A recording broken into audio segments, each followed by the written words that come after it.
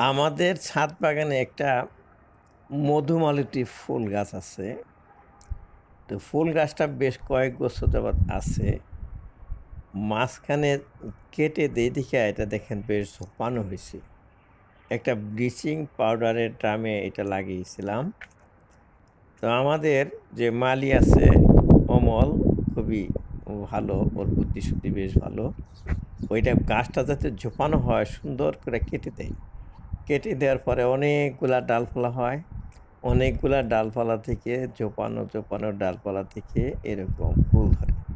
এই যে যেগুলি সাদা, সাদা দেখতেছেন এগুলি কচি ফুল। আর যেগুলি পরিপক্ক হবে সেগুলি ম্যাজেন্টা কালার হবে।